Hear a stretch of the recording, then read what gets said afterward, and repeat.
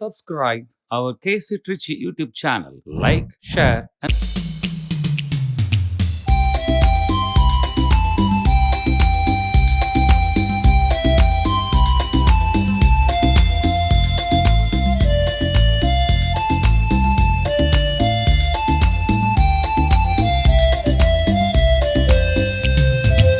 இறை மக்களாக மகிழ்ந்து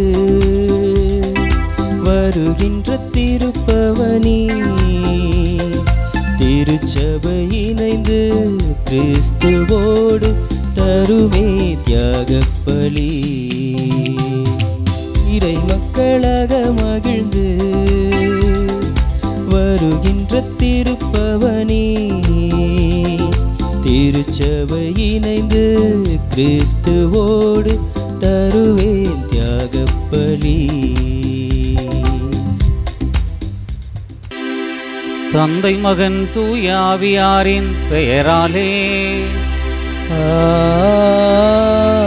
ஆமென். நம் ஆண்டவராகிய இயேசு கிறிஸ்துவினுடைய அருளும் கடவுளின் அன்பும் தூய ஆவியாரின் நட்புறவும் உங்கள் அனைவரோடும் இருப்பதாக. ஆன்மாவோடும் இருப்பதாக.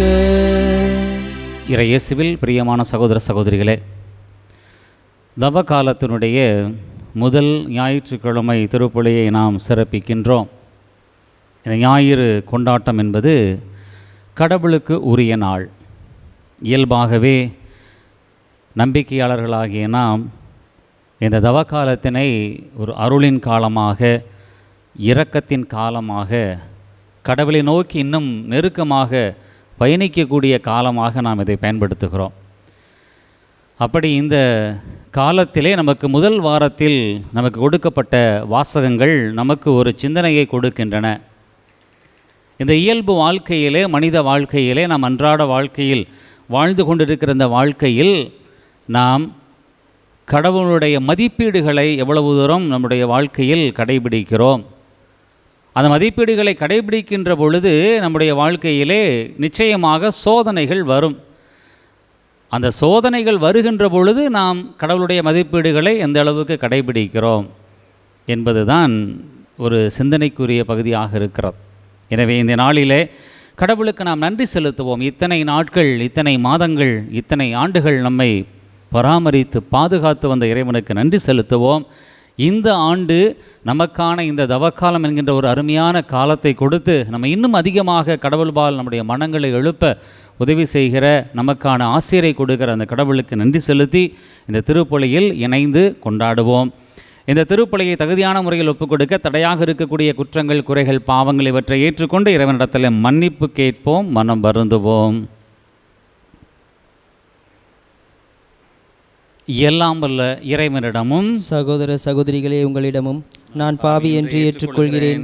ஏனெனில் என் சிந்தனையாலும் சொல்லாலும் செயலாலும் கடமையில் தவறியதாலும் பாவங்கள் பல செய்தேன். என் பாவமே, என் பாவமே, என் பெரும் பாவமே.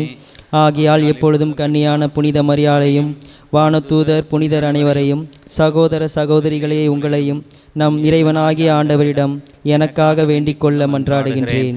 எல்லாம் வல்ல இறைவன் நம்மை இரக்கம் வைத்து நம் பாவங்களை எல்லாம் மன்னித்து நம்மை நிலை வாழ்வுக்கு அழைத்து செல்லுவாராக. ஆமென்.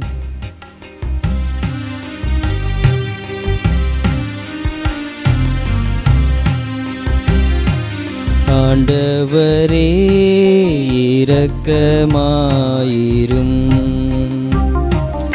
ஆண்டவரே இரக்கமாயிரும். கிறிஸ்துவே இரக்கமாயிரும்.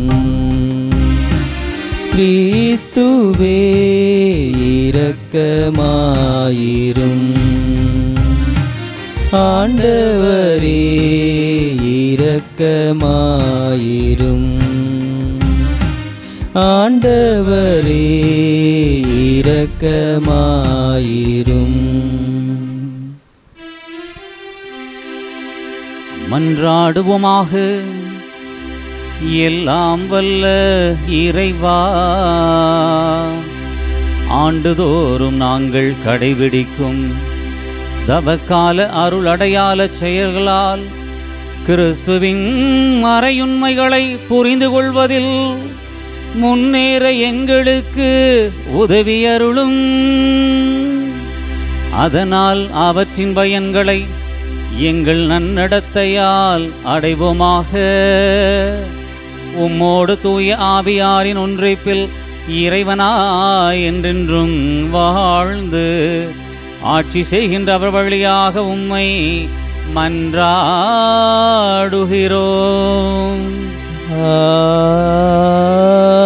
ஆமென். முதல் வாசகம். முதல் பெற்றோரை படைத்ததும் அவர்களின் பாவமும். தொடக்க நூலிலிருந்து வாசகம். பிரிவு 2, இறை வார்த்தைகள் 7 முதல் 9 வரை மற்றும் பிரிவு 3, இறை வார்த்தைகள் 1 முதல் 7 வரை. ஆண்டவராகிய கடவுள் நிலத்தின் மண்ணால் மனிதனை உருவாக்கி அவன் நாசிகளில் உயிர் மூச்சை ஊத மனிதன் உயிர் உள்ளவன் ஆனான். ஆண்டவராகிய கடவுள் கிழக்கே இருந்த ஏதேனில் ஒரு தோட்டம் அமைத்து தாம் உருவாக்கிய மனிதனை அங்கே வைத்தார்.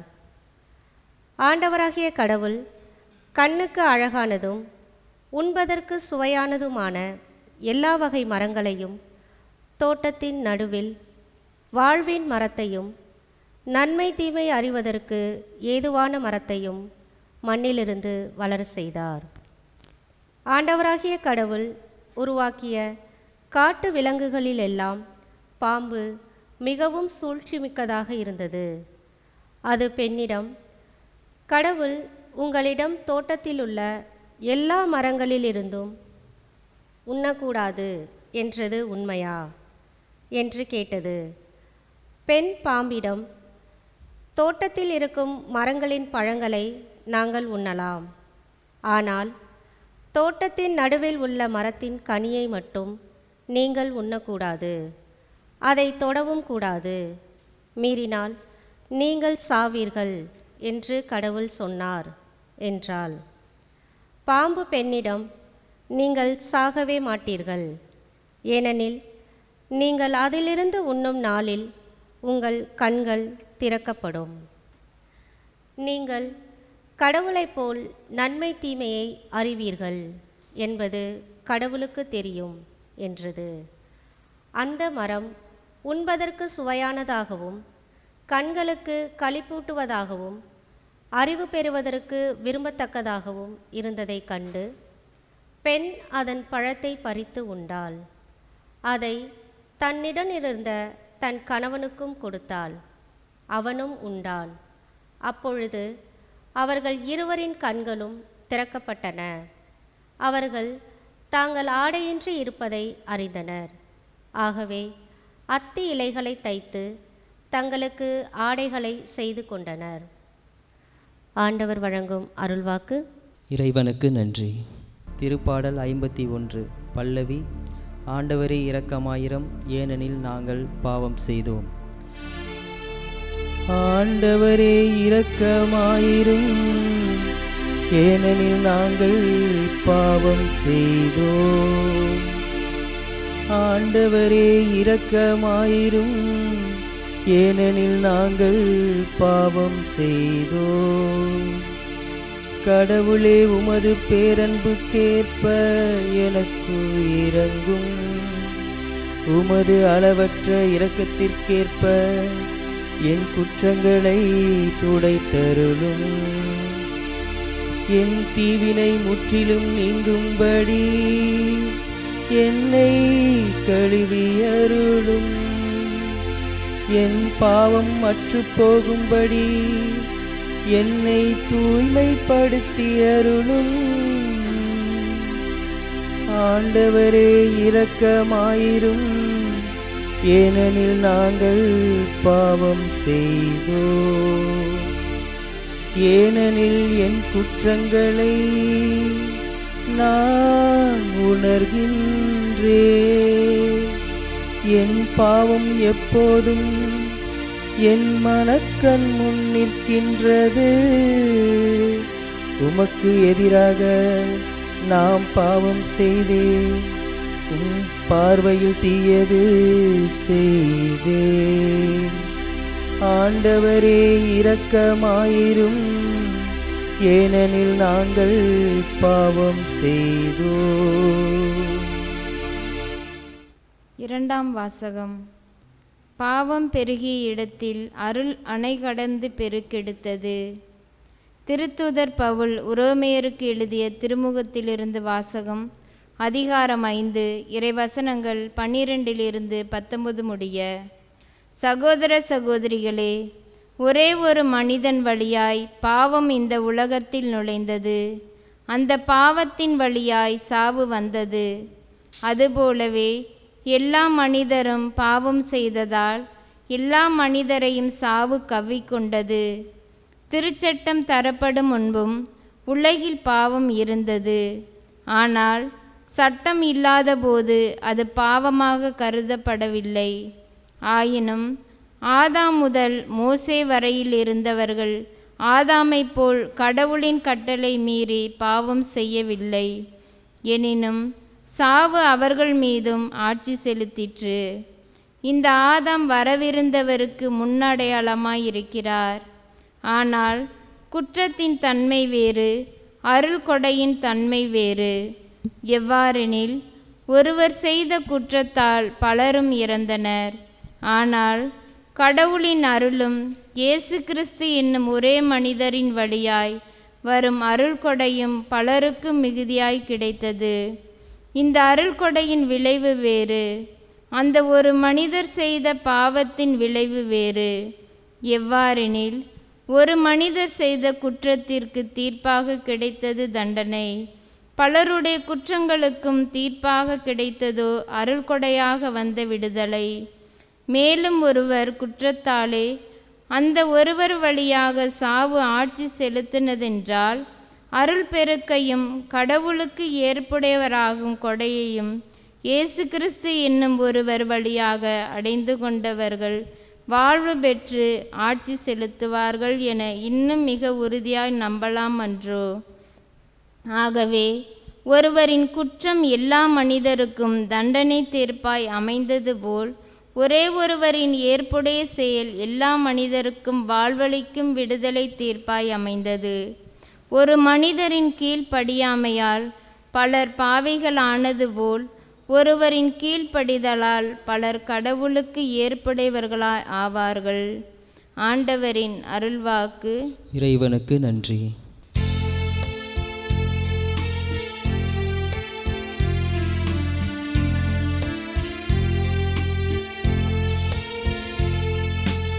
ஆயன் தன் மந்தையை காப்பது போல ஆண்டவர் நம்மை காக்கின்றார். ஆயன் தன் மந்தையை காப்பது போல ஆண்டவர் நம்மை காக்கின்றார். நன்மையை நாடுங்கள், தீமையை தேடாதீர்கள். அப்பொழுது படைகளின் கடவுளாகிய ஆண்டவர் உங்களோடு இருப்பார்.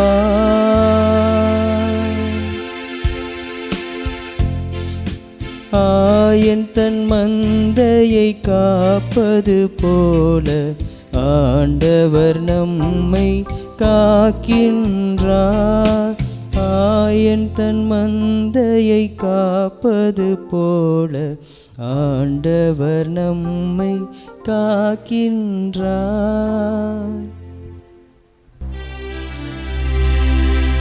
ஆண்டவர் உங்களோடு இருப்பாராக. உம்மான்மாவோடும் இருப்பதாக. மத்தேயு எழுதிய தூய நற்செய்தியிலிருந்து வாசகம். ஆண்டவரே, மாட்சி உமக்கே.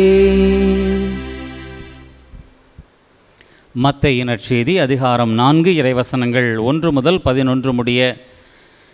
அக்காலத்தில் இயேசு அலகையினால் சோதிக்கப்படுவதற்காக பாலை நிலத்திற்கு தூய ஆவியால் அழைத்துச் செல்லப்பட்டார். அவர் 40 நாள் இரவும் பகலும் நோன்பிருந்தார். அதன்பின் பசியுற்றார். சோதிக்கிறவன் அவரை அணுகி, நீர் இறைமகன் என்றால் இந்த கற்கள் அப்பமாகும்படி கட்டளையிடும் என்றான். அவர் மறுமொழியாக, மனிதர் அப்பத்தினால் மட்டுமல்ல, மாறாக கடவுளின் வாய் சொல் ஒவ்வொன்றாலும் வாழ்வர் என மறைநூலில் எழுதியுள்ளதே என்றார். பின்னர் அலகை அவரை எருசலேம் திருநகரத்திற்கு கூட்டிச் சென்றது. கோவிலின் உயர்ந்த பகுதியில் அவரை நிறுத்தி, நீர் இறைமகன் என்றால் கீழே குதியும், கடவுள் தம் தூதருக்கு உம்மை குறித்து கட்டளையிடுவார், உமது கால் கல்லில் மோதாதபடி அவர்கள் தங்கள் கைகளில் உம்மை தாங்கிக் கொள்வார்கள் என்று மறைநூலில் எழுதியுள்ளது என்று அலகை அவரிடம் சொன்னது. இயேசு அதனிடம், உன் கடவுளாகிய ஆண்டவரை சோதிக்க வேண்டாம் எனவும் எழுதியுள்ளதே என்று சொன்னார். மறுபடியும் அலகை அவரை மிக உயர்ந்த ஒரு மலைக்கு கூட்டிச் சென்று உலக அரசுகள் அனைத்தையும் அவற்றின் மேன்மையையும் அவருக்கு காட்டி அவரிடம், நீர் நெடுஞ்சான் கிடையாக விழுந்து என்னை வணங்கினால் இவை அனைத்தையும் உமக்கு தருவேன் என்றது. அப்பொழுது இயேசு அதனை பார்த்து, அகன்று போ சாத்தானே, உன் கடவுளாகிய ஆண்டவரை வணங்கி அவர் ஒருவருக்கே பணி செய் என்று மறைநூலில் எழுதியுள்ளது என்றார். பின்னர் அலகை அவரை விட்டு அகன்றது. உடனே வானதூதர் வந்து அவருக்கு பணிவிடை செய்தனர். ஆண்டவரின் அருள்வாக்கு. கிறிஸ்துவே உமக்கு புகழ். அன்புக்குரியவர்களே, நாம் தவக்காலத்தினுடைய முதல் ஞாயிற்றுக்கிழமையை சிறப்பித்து கொண்டிருக்கிறோம். இன்றைய வாசகங்கள் நமக்கு ஒரு அருமையான பாடத்தை நமக்கு கற்றுக் கொடுக்கிறது. ஞாயிற்றுக்கிழமை என்றாலே பல பேருக்கு திருப்பலி முடிஞ்ச உடனே கறிக்கடைக்கு போகலேன்னா அது ஞாயிற்றுக்கிழமை மாதிரியே இருக்காது. இப்படித்தான் பல பேருடைய எண்ணம் வீடுகளில் இருக்குது. இன்றைக்கு ஒரு மாமிசம் உண்ணுவது என்பது ஒரு இயல்பான ஒரு காரியமாக மாறிக்கொண்டிருக்கிறது.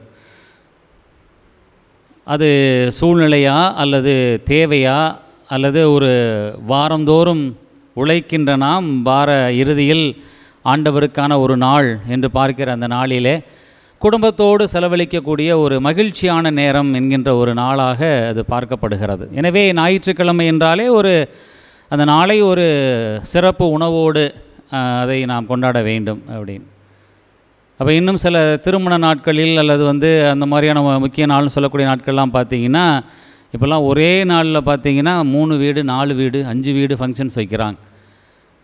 அப்போ எல்லோரும் போய் தலையை மட்டும் காமிச்சிட்டு வர முடியாது. இந்தா தலை அப்படின்னு காமிச்சிட்டு வர முடியும்னா இல்லை, சாப்பிட்லன்னா கோச்சிக்குவாங்க. அப்போ சாப்பிடணுங்கிற சூழ்நிலை ஆகுது. அங்கே பார்த்தா எல்லாம் பிரியாணியாக போகிறாங்க. இப்படிலாம் இருக்கிற நம்மளை திடீர்னு ஒரு வருடத்துக்கு ஒரு 40 நாள் அந்த கறி பக்கமே போகாத, கறியை சாப்பிடாத அப்படின்னு சொன்னால் கொஞ்சம் கஷ்டமாக தான் இருக்குது. கஷ்டம்தான்.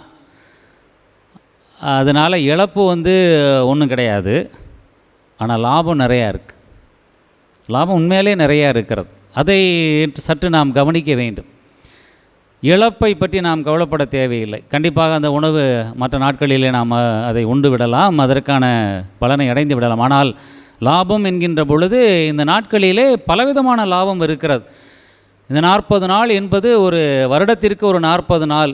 இது நம்முடைய மதத்தில் மட்டுமல்ல, பிற மதங்களிலும் அது இருக்கிறது. இந்த பழக்க வழக்கம் என்பது இருக்கிறது. ஆனால் எங்கு பிரச்சனை ஆரம்பிக்கிறது, எங்கு அதனுடைய லாபம் குறைகிறது என்றால், அந்த 40 நாள் மட்டும் இருந்தால் பல்ல கடிச்சிக்கிட்டு இருந்தால் போதும், அப்படியே சம்மனசு போல் வாழ்ந்துட்டா போதும் அந்த 40 நாள், அப்புறம் மற்ற நாள்லாம் எப்படி வேணாலும் இருந்துக்கலாம் அப்படின்னு யோசிக்கிறது தான் பிரச்சனையாக ஆரம்பிக்கிறது. அன்புக்குரியவர்களே, இன்றைய முதல் வாசகமும் மிக தெளிவாக ஒரு விஷயத்தை பற்றி பேசுகிறது. படைப்பு, கடவுள் படைத்த அந்த படைப்பு ஆணும் பெண்ணையும் ஒரு நல்லதொரு உரிமை வாழ்வு, அது ஒரு உரிமை வாழ்வு. கடவுள் படைத்த தோட்டத்தில் இருக்கிறங்கிறது அவ்வளோ பெரிய ஒரு வரம். கடவுள் படைத்த தோட்டத்தில் அவருடைய உரிமையை கொண்டாடி கொண்டிருக்கிற என்பது அவ்வளோ ஒரு வரம். அந்த அந்த அந்த ஒரு அழகான சுவையான அப்படிலாம் அந்த வார்த்தைகள் வருகிற அந்த ஒரு அப்படிப்பட்ட ஒரு தோட்டம், அந்த ஏதேன் தோட்டம். நான் எப்போவுமே ஏதேன் தோட்டத்தை பற்றி மிக அதிகமாக நான் அதை ஒரு விஷுவலைசேஷன் பண்ணி பார்ப்பது உண்டு. எப்படி இருக்கும், ஒரு நாளாவது அங்கே போய் பாத்திர மாட்டோமா அப்படின்னு நான் அதிக நாள் நான் ஏங்குவதும் உண்டு, யோசிப்பதும் உண்டு, கற்பனை செய்வதும் பார்ப்பதும் உண்டு. ஏதேன் தோட்டம், அப்படிப்பட்ட அந்த தோட்டத்தில் விட்டு ஒருத்தங்க வெளியில் அனுப்புகிற அளவுக்கு ஒரு விஷயம் நடக்குது அப்படின்னா பார்த்துங்களே, இழப்பு. லாபம் சொன்னேன், இழப்பு. லாபம் எவ்வளோ பெரிய லாபம்! அவ்வளோ பெரிய அழகான தோட்டத்தில் கடவுள் ஒரு வாய்ப்பு கொடுத்து நீங்கள் எதை வேணாலும் செய்யுங்க, எதை வேணாலும் சாப்பிடுங்க, என்ன வேணாலும் இருங்க அப்படிங்கிற மாதிரி ஒரு உரிமையை கொடுத்துட்டு ஒரே ஒரு நீங்கள் பாருங்களேன், 100ல் ஒரு கட்டளை, 1000ல் ஒரு கட்டளை, 1,00,000ல் ஒரு கட்டளை, 1 கோடியில் ஒரு கட்டளை, அப்படி வச்சுக்கோங்களேன். 1 கோடியில் ஒரே ஒரு கட்டளை கொடுக்குறார். என்ன அது? அதை மட்டும் நீ செய்யாதா அப்படின்னு. இந்த மனித மனம் இருக்குதே, அவ்வளோ பெரிய அழகான வெள்ளை பலகையில் ஒரே ஒரு கருப்பு புள்ளி இருந்தால் அதை மட்டும்தான் பார்க்கும். ஒருத்தன் மூச்சை போட்டு அவ்வளோ வேலை செஞ்சாலும் ஒரு சின்ன தப்பு நடந்துருச்சுன்னா அதை மட்டும்தான் பார்க்கும். அதை சொல்லலைன்னா அப்படியே பயங்கரமாக ஆயிரும். அந்த தப்பை சுட்டி காட்டி அவளை திருத்திடுவாங்களாம். நான் என்ன சொல்கிறேன்னா, நீ முதல்ல என்ன செய்கிறேன்னு பாரு, அப்புறம் அடுத்தவங்க தப்பை திருத்து. நீ செய்கிறதெல்லாம் ஒழுங்காக செஞ்சிருவியா? இல்லை. அப்புறம் எதுக்கு அடுத்தவங்களை மேலே அவளை? ஏசுநாயர் சொல்லியிருக்கார், உன் கல்லில் உள்ள விட்டத்தை முதல்ல பாரு அப்படின்னு. அப்போ அந்த ஒரு வாய்ப்பு, ஒரு சிறு தவறுக்கு என்றால் அதுதான் முதலில் மனம் போகிறது. 1 கோடியில் ஒரு செய்யாமல் இருக்க முடியாதா? செஞ்சாங்க. அதனால் தோட்டத்தை இழந்தாங்க. லாபம் போச்சா? இழப்பு தொடங்குச்சா? இன்றைக்கு அதுதான் நடக்கிறது அன்புக்குரியவர்களே. இந்த 40 நாள் அருமையான நாள், கடவுளின் அருளை கொண்டாடுகிற நாள், கடவுளுடைய இரக்கத்தை கொண்டாடுகிற நாள், கடவுளை நோக்கி நாம் நெருங்கி பயணிக்கக்கூடிய ஒரு நாள். இந்த நாட்களில் நம்ம என்ன செய்கிறோம் அப்படின்னா, அப்படியே விபூதி பூதனை எடுத்து நெத்தியில் பூசின உடனே அப்படியே ஒரு முடிவெடுப்போம். இந்த தவக்காலம் பார்த்திங்கன்னா, நான் அப்படியே இதெல்லாம் செஞ்சிருவேன் அப்படின்னு ஒரு பெரிய முடிவு. அப்படியே 40 நாள் இந்த இதெல்லாம் செஞ்சிருவேன் அப்படின்னு. 40 நாள் விபூதியை மட்டும்தான் நெத்தியில் பூசி திரிகிறோமோ என்னமோ தெரியல. ஆனால் 40 நாளில் என்ன நடந்துவிடும்? 40 நாளில் என்ன நடந்துவிடும்? ஒருத்தன் கோவப்படுறான்னு வச்சுங்களேன், நான் கோவப்படக்கூடாது அப்படின்னு முடிவெடுக்கிறான் அப்படின்னு வச்சுங்களேன். கோபம் எப்படி வெளிப்படும்? அதான் சொல்லுவாங்க, படுத்துக்கிட்டு இருக்கிறவன் ஒருத்தன் கோவப்பட்டானா என்ன பண்ணுவானா, எந்திரிச்சு உட்காந்து திட்டுவானா. ஒருவேளை உட்காந்துட்டு இருக்கும் போது ஏதாவது கோவம் வந்துருச்சுன்னா அவன் உட்காந்துருக்கிறவன் எந்திரிச்சு நின்று திட்டுவானா. ஒருவேளை நின்றுக்கிட்டு இருக்கும் போது கோவம் வந்துருச்சுன்னா எகிரி எகிரி குதிச்சு திட்டுவானா. அந்த எகிரி குதிச்சுட்டு இருக்கும்போது இன்னும் கொஞ்சம் ட்ரிகர் பண்ணிவிட்டால் வார்த்தையும் கோபமும் கட்டுக்கடங்காது போய் அது உடல் ரீதியான தாக்கத்திற்கும் போகும். நான் சொல்கிறேன், கோவப்பட அடுத்தவனுக்கு அது பாதிப்பே இல்லை, கோவப்படுறவங்களுக்கு மட்டும்தான் பாதிப்பு. அதே மாதிரி தான் ஒரு நல்ல விஷயத்தை, ஒரு நல்ல வார்த்தையை சொல்லணும்னு ஒரு வேளை நம்ம நினைக்கிறோம் அப்படின்னா, வாயை விட்டு சென்ற வார்த்தையை திரும்ப வாங்க முடியாது. விவிலியமே சொல்லுது, வெளியில் போன வார்த்தையை திரும்ப வாங்க முடியாது. அது விட்டது தான். இறைவன் இந்த காற்றில் வந்து நல்ல வார்த்தைகளை பேசிட்டு போயிருக்கிறார். இயேசுநாதர் எவ்வளோ வார்த்தைகள்லாம் பேசிட்டு போயிருக்கிறார். அது இந்த உலகத்தில் தான் இருக்குது. வாழ்ந்த இறைமகன் இயேசு இந்த உலகத்தில் பேசின, அவருடைய மொழியில் பேசின வார்த்தையும் இந்த காற்றில் தான் இருக்கிறது. எங்கே போச்சு? அந்த வார்த்தையெல்லாம் நல்ல வார்த்தை இருக்கிறது. எவ்வளவோ நல்ல தலைவர்கள், எவ்வளவோ நல்ல சிந்தனையாளர்கள், எவ்வளவோ பெரிய மக்கள்லாம் நல்ல வார்த்தைகள்லாம் பேசிட்டு போயிருக்காங்க. அவ்வளோ வார்த்தை இந்த உலகத்தில் காற்றில் தான் இருக்கிறது. ஆனால் எங்கேருந்து தான் இந்த மூளைக்குள்ளே, இந்த மனதுக்குள்ளே வந்து கெட்ட வார்த்தைகள் வருது அப்படின்னு யோசித்து பாருங்கள். வார்த்தை எங்கேருந்து வரும்? முதல்ல எண்ணத்திலும் இந்த உள்ளத்தில் இருந்தால்தானே கெட்ட வார்த்தை வெளியில் வரும். உள்ளத்தில் இல்லாமல் ஒன்றும் வர்றதில்லையே. சொல்லுவாங்க, சட்டியில் இருந்தால் அதானே அகப்பையில் வரும். சட்டியில் முதல்ல இருக்குது, என்ன இருக்குது? எண்ணம் முதல்ல ஒழுங்காக இல்லை, எண்ணம் தூயதாக இல்லை. வீட்டில் அப்பா அம்மா சொல்லி கொடுக்குற வார்த்தை தானே அது கெட்ட வார்த்தை இல்லை, கேட்ட வார்த்தைன்னு சொல்கிறாங்க. அதை கேட்ட வார்த்தை, அப்பா அம்மா சுற்றம் சூழ பேசி கேட்ட வார்த்தை தான் அந்த பிள்ளைகளை போய் அது கெட்ட வார்த்தையாக மாறுகிறது. எங்கேருந்து கெட்ட வார்த்தை வருகிறது? எங்கேருந்து வந்து தீய சொல் வருகிறது? அந்த தீய சொல், தீய எண்ணம் உள்ள இருக்கிறனால தான் அது வருது. எல்லாரும் நல்லா இருக்கணும்னு நினச்சிட்டா, எல்லாரையும் போல் மதிக்கணும்னு நினச்சிட்டா அங்கே தீய சொல்லுக்கும் தீய வார்த்தைகளுக்கும் இடமே இல்லை. அப்போது ஒருத்தன், நான் இந்த 40 நாள் நான் வந்து யாரையும் காயப்படுத்த மாட்டேன், யாரையும் நான் காயப்படுத்த மாட்டேன், ஒரு கடும் சொல் நான் சொல்லிட மாட்டேன் அப்படின்னு முடிவெடுக்கிறான்னு வச்சுங்க. 40 நாள் எவ்வளோ நாளைக்கு இருப்பாங்க? சரி, கோபம் விடுங்க, தீய அந்த சொற்களை விடுங்க, சாப்பாடு வருவோம். ஏசுனாருக்கு எல்லா சோதனையும் இருக்குது, அதனால தான் அதெல்லாம் சொல்லிட்டு வரேன். ஏசுனாருக்கு வந்து எல்லா சோதனையும் இருக்குது. சாப்பாடு, உணவு. அன்புக்குரியவர்களே, இவ்வளவு தான் சாப்பிட வேண்டும் என்று முடிவு எடுத்துகிட்டு போய் சாப்பிட்டோம்னா பிரச்சனையே கிடையாது. அல்லது பசியாக போயிட்டு பசியோடவே திரும்ப வந்தோம்னாலும் பிரச்சனையே கிடையாது. அப்படி தான் சாப்பிட சொல்கிறாங்க. பசியோடு போய் உணவருந்தி விட்டு அந்த பசியோடவே நீ திரும்ப வந்தால் நீ சரியான உணவை அறிந்திருக்கிறாய் என்று அர்த்தம். மூக்கு முட்டை சாப்பிட்டு வந்தோம் அப்படின்னா அது உடலுக்கான உணவு அல்ல, அது நோயாக மாறிவிடும். பசியோடு போயிட்டு திரும்ப பசியோடவே வரணும். சாப்பிட்ட மாதிரியே தெரியக்கூடாது, சாப்பிட்ட மாதிரியே இல்லை, அப்படி அப்படி அப்படி இருந்தால் மட்டும்தான் நல்ல உணவு. இந்த 40 நாளில் அதையும் நாம் தவிர்க்க நினைக்கிறோமே உணவு. இந்த உணவு என்பது என்ன? இந்த உணவு என்பது அன்றாடம் பசியோடு, வேலை செஞ்சால் தான் பசிக்கும், பசியோடு உணவருந்தி பசியோடவே இருக்கக்கூடிய உடல் மட்டும்தான் ஆரோக்கியத்தோடு இருக்கும். இந்த 40 நாள் மட்டும் நான் கறியை தவிர்த்துட்டேன் அப்படின்னா நான் பெரிய உடல்நிலை மாறிடும், இல்லை நான் கடவுளுக்காக நிறையா செஞ்சுட்டேன், அப்படிலாம் இல்லை. இதை ஏன் நான் சொல்லி வருகிறேன் என்றால், அன்புக்குரியவர்களே, மார்க்ஸ்வெல் அப்படிங்கிற ஒரு விஷயத்தை கண்டுபிடிக்கிறார் ஒரு ஆராய்ச்சியில். அதை சொல்கிறார், அது ஒரு மித்து தான், அது ஒரு தியரி தான். அவர் என்ன சொல்கிறார் அப்படின்னா, ஒரு விஷயத்தை 21 நாள் தொடர்ச்சியாக செஞ்சோம்னா அது அப்படியே பழக்கமாக மாறிவிடும் அப்படின்னு சொல்கிறாங்க. ஆனால் அது ஆராய்ச்சியோட தீர்க்கமாக சொல்லப்பட்ட ஒரு முடிவு அல்ல. அப்போ ஒரு 3 விஷயத்தை அன்புக்குரியவர்களே உங்களுக்கு நான் சொல்லுகிறேன். இயேசுநாதர் 40 நாள் இருக்கிறார், 40 நாள். அப்போ அந்த 21 நாள் இருந்தால் இந்த பழக்க வழக்கம், இந்த தவக்காலத்தினுடைய செயல்பாடுகள், நான் கோவப்படாமல் 40 நாள் இருந்துட்டேன்னா கோவப்படாமையே வாழ்நாள் பூரா இருந்துருவேனா, அல்லது இந்த கறி சாப்பிட உணவுமே இருக்கக்கூடிய பற்றை நான் 40 நாள் குறைத்து விட்டால் நான் வாழ்க்கை முழுக்க அப்படி இருந்து விடுவேனா, அல்லது நான் நல்ல சொற்களை பேசி நான் 40 நாள் பழகிவிட்டால் நான் அப்படியே இருந்து விடுவேனா என்றால், அன்புக்குரியவர்களே, இயேசுநாதர் சாத்தான் சோதிக்கும் போது மட்டும் சொல்லலை. சாத்தானே இது விவிலியத்திலலாம் அப்படி எழுதியிருக்குது, நீ போன அப்போ மட்டும் சொல்லலை. அவர் வாழ்ந்த காலத்தில் இறைவார்த்தை அத்தனையும் எடுத்து பாருங்கள், எல்லா நேரத்திலும் அவருக்கு சோதனைகள் வந்திருக்கிறது. அப்படி தூக்கி வைக்கும் போது இயேசுநாதர் என்ன சொல்கிறாரு? இல்லை, நான் அதுக்காக வரல, நான் என் வேலை வேறு அப்படின்னு ரொம்ப தெளிவாக சொல்லுகிறார். மக்கள் அவரை கூப்பிட்டு போய் ஒரு விஷயத்தை செய்ய நினைக்கும் போது, இல்லை, நான் அதுக்கு வரல அப்படிங்கிறார். கெத்சமனி தோட்டத்திலேயும் அதுதான் நடக்கிறது. அங்கேயும் நெற்றி வேறு வேர்க்கின்ற பொழுதும் வருகிறது, சிலுவையிலும் துன்பத்திலும். அப்போ எல்லாமே சோதனை தான். ஏதோ இந்த 40 நாள் அவர் தவத்தில் இருக்கும்போது மட்டும் அவருக்கு சாத்தா சோதிச்சுது, அப்போ இயேசுநாதர்லேருந்து விலகிட்டார், அதனால் இந்த நாளாக சோதனையே வரல. இல்லை, இயேசுவுக்கு வாழ்ந்த மனிதராக, முழு கடவுளாக வாழ்ந்த இயேசுவுக்கு சோதனைகள் வந்தாலும் அவர் சோதனையை அப்போவே மொமெண்ட் அவர் கட் பண்ணிவிட்டு அதிலிருந்து விலகி போகிறார். அதைத்தான் நாம் கற்றுக்கொள்ள வேண்டும். அப்படி கற்றுக்கணுன்னா என்ன செய்யணும்னு உங்களுக்கு ஒரு எளிமையான ஒரு விஷயத்தை சொல்லுகிறேன். 21 நாள் செஞ்சுட்டா எல்லாம் மாறி போயிடும் கிடையாது, 40 நாள் மட்டும் செஞ்சுட்டா மாறி போயிடும் கிடையாது. எப்படி சிலுவை சுமையோ, எப்படி வலி நம்மளோட பிறந்ததோ, அதுபோல் இந்த 40 நாட்கள் மட்டும் நாம் செய்யக்கூடிய காரியம் நம்முடைய வாழ்வாக மாறாது.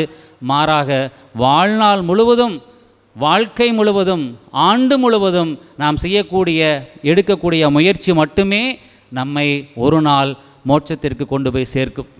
இந்த 40 நாள் மட்டும் நான் செய்துவிட்டால் கடவுள் எனக்கு புண்ணியம் சேர்ப்பான்னு நினைக்கக்கூடிய எண்ணம் தவறு. 40 நாளுக்கு மேலும் வருடம் முழுக்க, ஆண்டு முழுக்க நாம் செய்கின்ற ஒவ்வொரு சிறு சிறு நல்ல செயல்களும் தான் நம்மை ஒரு நாள் அந்த ஏதேன் தோட்டத்திற்கோ, அல்லது கடவுள் வைத்திருக்கிற நமக்கான இடத்திற்கோ, அல்லது கடவுள் தருகிற பரிசையோ நமக்கு பெற்றுத்தரும். அன்புக்குரியவர்களே, சோதனையை வாழ்நாள் முழுவதும் ஒவ்வொரு நொடியிலும் அதை விலக்கி அதிலிருந்து கடந்து கடவுளின் பிள்ளையாக நாம் வாழுவோம். ஒரு நாள் கடவுள் நமக்கு நிச்சயமாக முழு பரிசை, அவருடைய அன்பு பரிசை தந்து நமக்கான இடத்தை, பரிசை, சிறப்பை செய்வார். கடவுள் நம்மை இன்னும் அதிகமாக ஆசீர்வதிப்பாராக. ஆமீன்.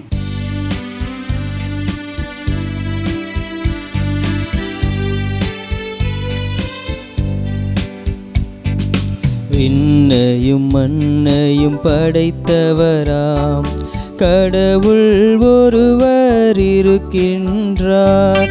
தந்தை, மகன், தூய ஆவியராய் ஒன்றாய் வாழ்வோரை நம்புகிறேன்.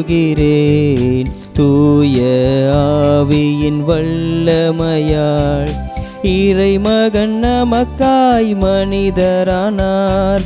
கன்னி மரியிடம் பிறந்தவராம் இயேசுவை உறுதியாய் நம்புகிறேன்.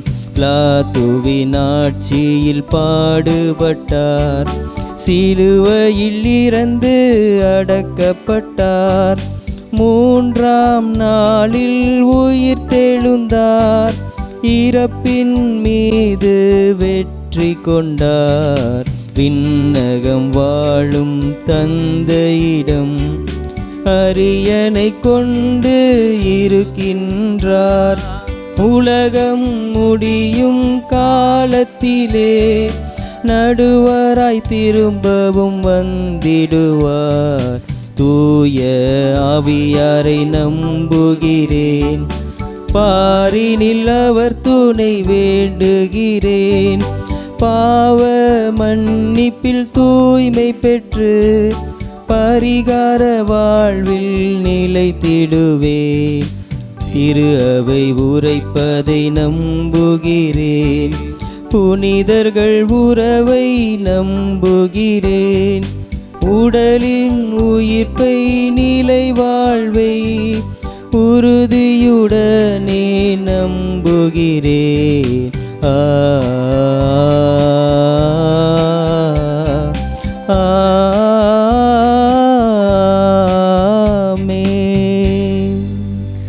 தாயும் தந்தையுமான இறைவனிடத்திலே நம்முடைய மன்றாட்டுக்களை வேண்டுதல்களை எடுத்து வைப்போம்.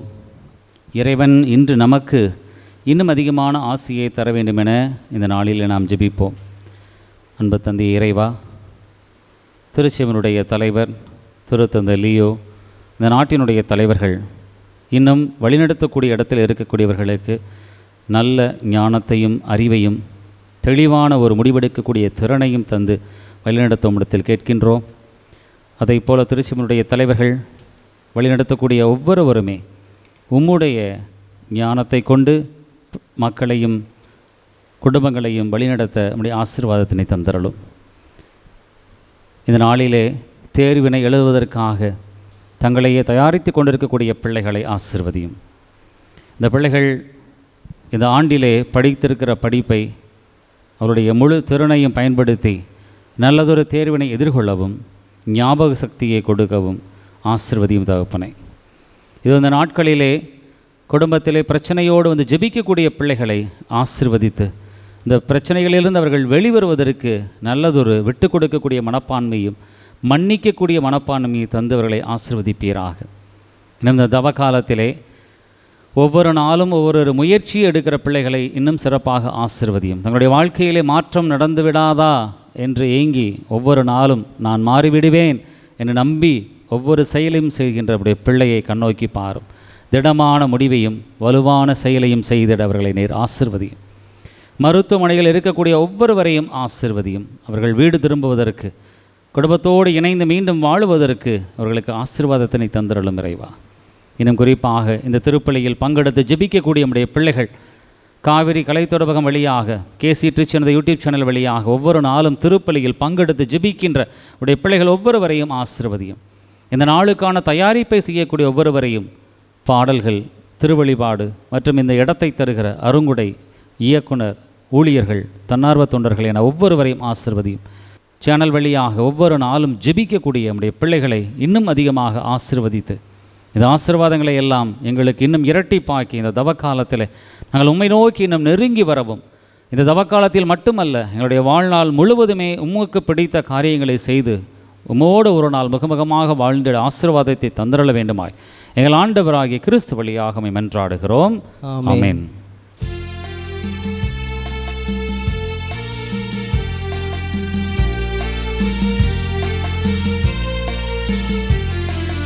காணிக்கை தந்தோம் கர்த்தாவே, ஏற்றுக்கொள் என்னை இப்போதே. கண் கொண்டு பாரும் கடவுளின் மகனே, காணிக்கை நாங்கள் தந்தோமே. காணிக்கை தந்தோம் கர்த்தாவே, ஏற்றுக்கொள் என்னை இப்போதே. கண் கொண்டு பாரும் கடவுளின் மகனே, காணிக்கையா தந்தோம் நீதானே. காணிக்கை தந்தோம் கர்த்தாவே, ஏற்றுக்கொள் என்னை இப்போதே. சகோதர சகோதரிகள் நாம் அனைவரும் ஒப்புக் கொடுக்கும் இத்திருப்பலி எல்லாமல்ல தந்தையாக இறைவனுக்கு ஏற்றதாம்படி ஜெபியுங்கள். ஆண்டவர் நமது பேரின் புகழ்ச்சிக்காகவும் ஆட்சிக்காகவும் நமது மன்னிக்காகவும் புனித திரு அவை அனைத்து நலனுக்காகவும் உமது கையிலிருந்து இப்பலியை ஏற்றுக்கொள்வாராக. ஆண்டவரே, காணிக்கைகளை திருமுன் கொண்டு வந்து புனிதமிக்க அருள் அடையாள கொண்டாட்டத்தை தொடங்குகின்றோம். இவற்றை தகுந்த முறையில் ஒப்புக் கொடுக்க எங்களுக்கு அருள் புரிவீராக. எங்கள் ஆண்டவராகிய கிறிஸ்து வழியாக உம்மை மன்றாடுகிறோம்.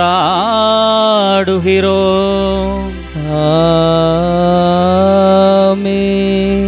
ஆண்டவர் உங்களோடு இருப்பாராக.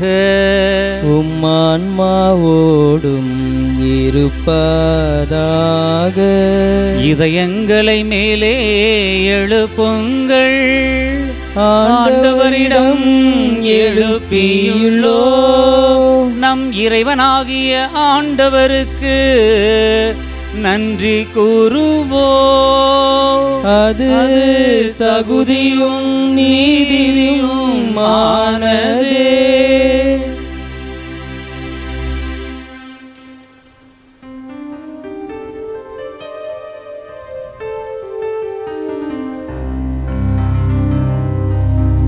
ஆண்டவரே, தூயவரான தந்தையே, என்றும் உள்ள எல்லாம் வல்ல இறைவா, எங்கள் ஆண்டவராகிய கிறிஸ்து வழியாக எந்நாளும் எவ்விடத்திலும் நாங்கள் உமக்கு நன்றி செலுத்துவது மெய்யாகவே தகுதியும் நீதியும் ஆகும்.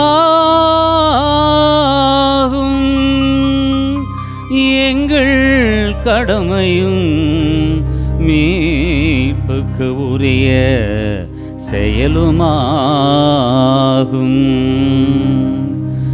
கிறிஸ்து 40 நாட்கள் இவ்வுலக உணவை தவிர்த்து உண்ணா நோன்புக்கு உரு கொடுத்து அதை புனிதப்படுத்தினார். மேலும் தொடக்கத்தில் தோன்றிய பாம்பின் மாய கவர்ச்சிகள் அனைத்தையும் அவர் தோற்கடித்து தீமையின் ஆட்சி மீது வெற்றி கொள்ள எங்களுக்கு கற்பித்தார். அதனால் பாஸ்கா மறை நிகழ்வை தகுதியான மனதோடு கொண்டாடி இறுதியாக முடிவில்லா பாஸ்காவுக்கு கடந்து செல்வோமாக. ஆகவே வானதூதர் அணிகளோடும் புனிதரின் பெருந்திரளோடும் நாங்கள் உமக்கு புகழ்ச்சி பன்னிசைத்து முடிவின்றி ஒரே குரலாய் பாடுவதாவது: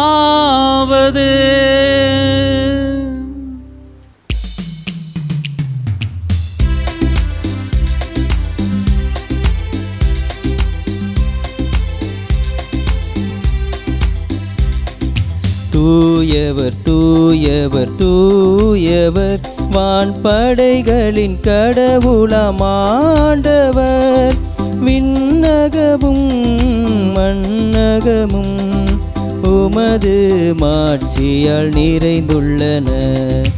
உன்னதங்களிலே ஓசானா, உன்னதங்களிலே ஓசானா. ஆண்டவர் பெயரால் வருகிறவர் ஆசி பெற்றவர். உன்னதங்களிலே ஓசானா, உன்னதங்களிலே ஓசானா. ஆண்டவரே, நீர் மெய்யாகவே தூயவர், தூய்மை அனைத்திற்கும் ஊற்று. ஆகவே உம்முடைய ஆவியை பொழிந்து இக்காணிக்கைகளை தூய்மைப்படுத்தமை வேண்டுகின்றோம். இவ்வாறு எங்கள் ஆண்டவர் இயேசு கிறிஸ்துவின் உடலும் இரத்தமுமாக எங்களுக்கு இவை மாறுவனவாக. அவர் பாடுபட உளம் கனிந்து தம்மை கையளித்த போது அப்பத்தை எடுத்து நன்றி செலுத்தி அதை பிட்டு தம் சிறர்களுக்கு அளித்து கூறியதாவது: அனைவரும் இதிலிருந்து பெற்று உண்ணுங்கள், ஏனெனில் இது உங்களுக்காக கையளிக்கப்படும் என் உடல்.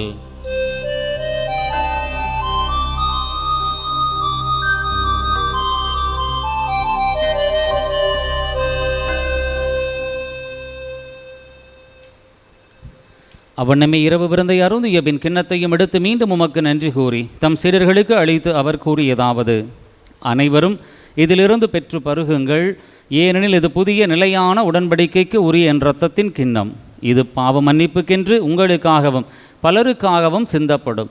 இதை என் நினைவாக செய்யுங்கள்.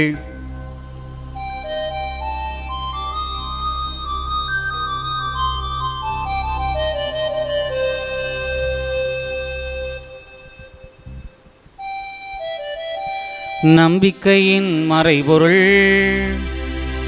ஆண்டவரே, நீர் வருமளவும் உமது மரணத்தை அறிக்கையிடுகின்றோம், உமது உயிர்ப்பையும் எடுத்துரைக்கின்றோம். ஆகவே ஆண்டவரே, நாங்கள் கிறிஸ்துவின் இறப்பினையும் உயிர்ப்பினை நினைவு கூர்ந்து வாழ்வு தரும் அப்பத்தையும் மீட்பளிக்கும் கிண்ணத்தையும் உமக்கு ஒப்புக் கொடுக்கின்றோம். ஓம் திருமன் என்று உமக்கு ஊழியம் புரிய தகுந்தவர்கள் என எங்களை ஏற்றுக்கொண்டீர், எனவே உமக்கு நன்றி செலுத்துகின்றோம். மேலும் கிறிஸ்துவின் உடலிலும் இரத்தத்திலும் பங்கு கொள்ளும் எங்களை தூய ஆவியார் ஒன்று சேர்க்க வேண்டும் என உமை தாழ்மையுடன் மன்றாடுகின்றோம். ஆண்டவரே, உலகெங்கும் பரவியிருக்கும் அது திரு அவை நினைவு கூர்ந்தருளும். எங்கள் திருத்தந்தை லியோ, எங்கள் ஆயர் ஆரோக்கியராஜ், எல்லா திருநிலையினர் ஆகிய அனைவரோடும் அது திரு அவை அன்பில் நிறைவு பெறச் செய்தருளும். மேலும் உயிர்த்தலும் எதிர்நோக்குடன் துயில் கொள்ளும் எங்கள் சகோதரர் சகோதரிகளையும் இறந்தோர் அனைவரையும் இரக்கத்துடன் நினைவு கூர்ந்து உமது திருமுக ஒளியினுள் ஏற்றிருளும். எங்கள் அனைவர் மீதும் இரக்கமாயிரும். கடவுளின் கன்னித்தாயான புனித மரியா, அவருடைய கணவரான புனித யோசேப்பு, புனித திருத்தூதர்கள், இவ்வுலகில் உகந்தவராய் இருந்தோர் ஆகிய புனிதர் அனைவருடனும் நாங்கள் நிலை வாழ்வில் பங்கு கொள்ளும் தகுதி பெற்று உம் திருமகன் இயேசு கிறிஸ்து வழியாக உம்மை புகழ்ந்தேத்து மரமருள உம்மை மன்றாடுகிறோம். இவர் வழியாக இவரோடு இவரில் எல்லாம் வல்ல இறைவனாகிய தந்தையே, தூய ஆவியாரின் ஒன்றிப்பில் எல்லா புகழும் ஆட்சியும் என்றென்றும் உமக்கு உரியதே. ஆமென், ஆமென், ஆமென். கடவுளை தந்தையின் அழைக்க இயேசு நமக்கு கற்றுக் கொடுத்தார். எனவே நாம் துணிவோடு சொல்லுவோம்: விண்ணுலகில் இருக்கிற எங்கள் தந்தையே, உமது பெயர் தூயது என போற்ற பெறுக, உமது ஆட்சி வருக, உமது திருவுளம் விண்ணுலகில் நிறைவேறுவது போல மண்ணுலகிலும் நிறைவேறுக. எங்கள் அன்றாட உணவை இன்று எங்களுக்கு தாரும். எங்களுக்கு எதிராக குற்றம் செய்வோரை நாங்கள் மன்னிப்பது போல எங்கள் குற்றங்களை மன்னியும். எங்களை சோதனைக்கு உட்படுத்தாதேயும், தீமையிலிருந்து எங்களை விடுவித்தருளும். ஆண்டவரை, தீமை அனைத்திலும் இருந்து எங்களை விடுவித்து எங்கள் வாழ்நாளில் அமைதியை கனிவுடன் நிலைமை மன்றாடுகின்றோம். உமது இரக்கத்தின் உதவியால் நாங்கள் பாவத்திலிருந்து எப்போதும் விடுதலை பெற்று யாதொரு கலக்கமும் இன்றி நலமாய் இருப்போமாக. நாங்கள் எதிர்நோக்கியிருக்கும் பேரின்பத்துக்காகவும் மீட்பராகிய இயேசு கிறிஸ்துவின் வருகைக்காகவும் காத்திருக்கின்றோம். ஏனெனில் ஆட்சியும் வல்லமையும் ஆட்சியும் என்றென்றும் உமதே. ஆண்டவரே இயேசு கிறிஸ்துவை, அமைதியே உங்களுக்கு விட்டுச் செல்கின்றேன், என் அமைதியையே உங்களுக்கு அளிக்கின்றேன் என்றும் திருத்துதர்களுக்கு மொழிந்தீர. எங்கள் பாவங்களை பாராமல் மது திரு அவையின் நம்பிக்கையை கண்ணோக்கி மது திருவுளத்திற்கு ஏற்ப அதற்கு அமைதியையும் ஒற்றுமையையும் அளித்துள்வீராக. என்றென்றும் வாழ்ந்து ஆட்சி செய்கின்றவர் நீரே. ஆமென். ஆண்டவருடைய அமைதி உங்களோடு என்றும் இருப்பதாக, உம் ஆன்மாவோடும் இருப்பதாக. ஒருவருக்கொருவர் அமைதியை பகிர்ந்து கொள்வோம்.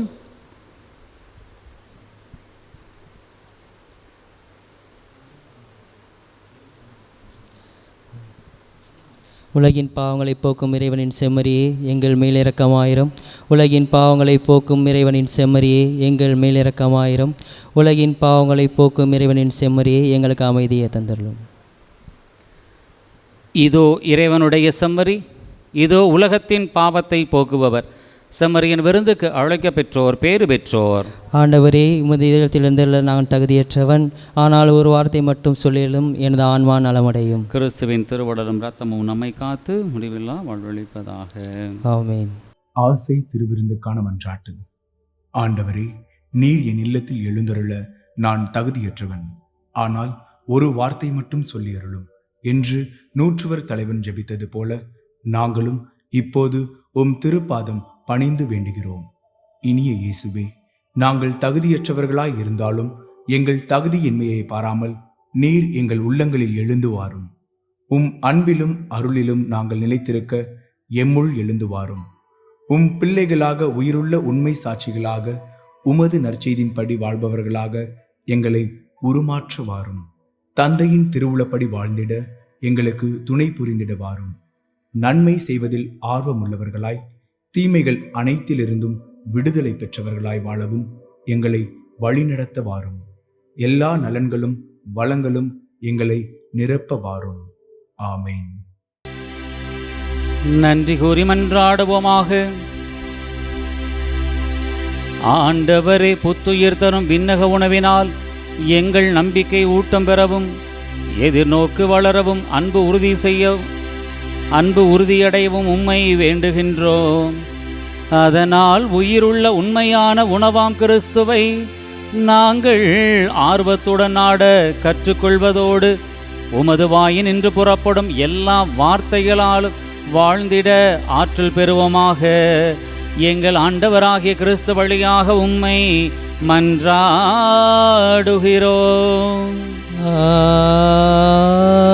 ஆமென். ஆண்டவர் உங்களோடு இருப்பாராக. உம் ஆன்மாவோடும் இருப்பாராக. எல்லாம் வல்ல இறைவன் தந்தை, மகன், தூயாவி உங்கள் ஒவ்வொருவரையும் நிறைவாக ஆசீர்வதிப்பாராக. ஆமென். சென்று வாழுங்கள், வாழ்வின் வழி தொடர்கின்றது. இறைவனுக்கு நன்றி.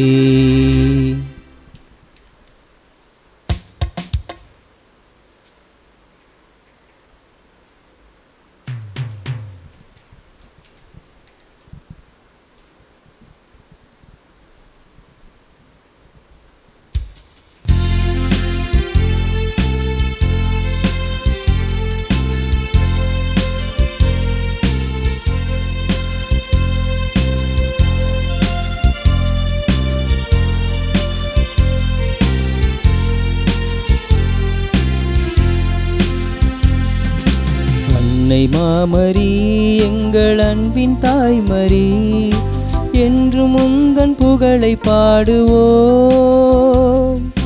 தேடும் மாந்தரை தேற்றி காத்திடும் உந்தன் அருள்வரங்கள் என்று தேடினோம். அன்னை மாமரி, எங்கள் அன்பின் தாய்மரி, என்று முந்தன் புகழை பாடுவோம். தேடும் மாந்தரை தேற்றி காத்திடும் உந்தன் அருள்வரங்கள் என்று தேடினோம். உந்தன் அருள்வரங்கள் என்று தேடினோம். நிலையான புகழுக்குரிய தூய இறை நற்கருணைக்கு எல்லா காலமும் ஆராதனையும் புகழும் போற்றியும் மாட்சிமையும் உண்டாக கடவது. தந்தை, மகன், தூய ஆவியின் பேராலே ஆமென்.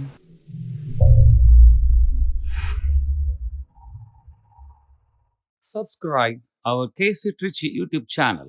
Like, share and comment.